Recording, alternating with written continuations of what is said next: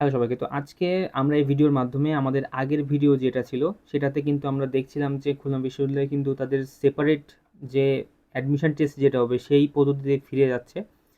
তো সেটা কনফার্ম ছিল এবং ওইটার কিন্তু অ্যাপ্লিকেশনের ডেটও কিন্তু দিয়ে দিছিল।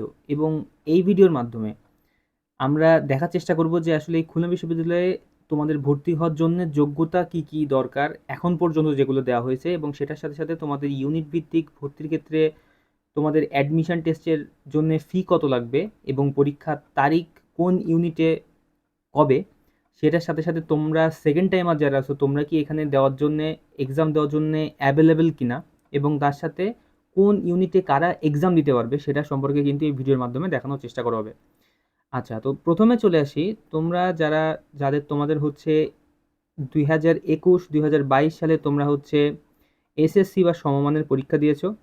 তারপরে হচ্ছে 23 এবং 24 সালে যারা হচ্ছে এইচএসসি বা সমমানের পরীক্ষায় উত্তীর্ণ হয়েছেও, আহ, তাদের মধ্যে যাদের ফলাফল যেরকম আছে সেই অনুযায়ী কিন্তু বিভিন্ন ইউনিটে ভর্তির জন্য যে নির্ধারিত মানে শর্ত যেটা আছে সেটা পূরণ করে যারা পূরণ করবে তারাই কিন্তু একমাত্র হচ্ছে কি এই 24-25 শিক্ষাবর্ষে স্নাতক প্রথম বর্ষে তোমাদের যাদের হচ্ছে ভর্তি হওয়ার যেটা মানে আবেদন রয়েছে সেই আবেদনটা করতে পারবে। ঠিক আছে, তার মানে কি এসএসসি তোমাদের হচ্ছে 21-22-এ এবং তার সাথে হচ্ছে এইচএসসি 23-24-এ কিন্তু এখান থেকে হওয়া লাগবে।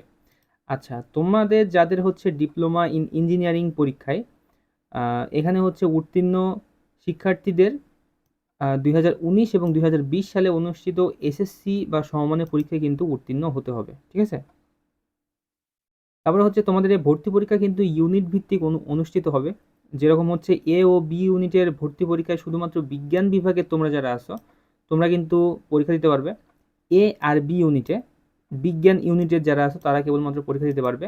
আর সি আর ডি ইউনিটে ভর্তি পরীক্ষায় বিজ্ঞান, মানবিক এবং বাণিজ্য এই 3 বিভাগের শিক্ষার্থীরা কিন্তু এখানে অংশগ্রহণ করতে পারবে। ঠিক আছে, তো তারপরে তোমাদের হচ্ছে ভর্তি পরীক্ষার ফি কত। তোমাদের হচ্ছে এ বি সি এই 3টে ইউনিটে কিন্তু তোমাদের ভর্তি পরীক্ষার ফি হচ্ছে 1000 টাকা করে।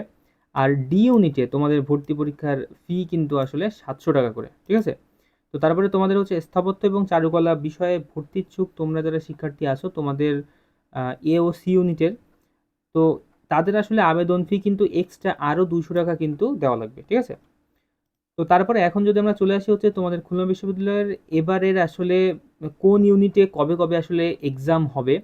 তো তোমরা যারা সি ইউনিটে আসো, সি ইউনিটে কলা ও মানবিক প্লাস হচ্ছে সামাজিক বিজ্ঞান, তার সাথে হচ্ছে কি আইন, শিক্ষা ও চারুকলা স্কুল যেটা আছে এইগুলোর যে পরীক্ষা যেটা আছে সি ইউনিটের অধীনে যেটা হবে সেটা হচ্ছে 17 এপ্রিল 2025 বৃহস্পতিবার কিন্তু এটা হবে। ঠিক আছে, তো তারপরে এখানে ডি ইউনিটে ডি ইউনিটে হচ্ছে ব্যবস্থাপনা ও ব্যবসায় প্রশাসন স্কুল যেটা আছে এটার হচ্ছে ডি ইউনিটের ভিতরে থাকবে, এবং যেটার পরীক্ষা হবে হচ্ছে কি 17 এপ্রিল 2025 বৃহস্পতিবার, মানে একটা সকালে হবে আর একটা বিকালে হবে, 2 শিফটে এক্সাম হবে।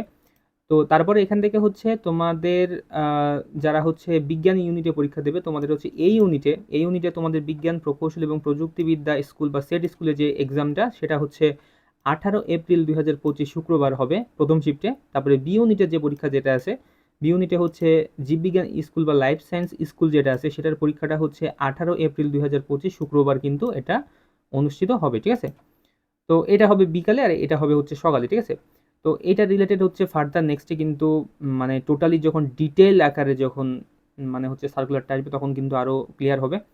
আর তোমাদের এখানে সবচেয়ে মিলিয়ন ডলার কোয়েশ্চেন যেটা আসছে সেটা হচ্ছে যে তোমাদের সেকেন্ড টাইম এখানে অ্যাভেলেবেল আছে কিনা। তো তোমাদের সেকেন্ড টাইম কিন্তু এখানে অ্যাভেলেবেল আছে। ঠিক আছে, তো তোমরা সেই হিসেবে কিন্তু প্রিপারেশানটা একটু শুরু করে দাও।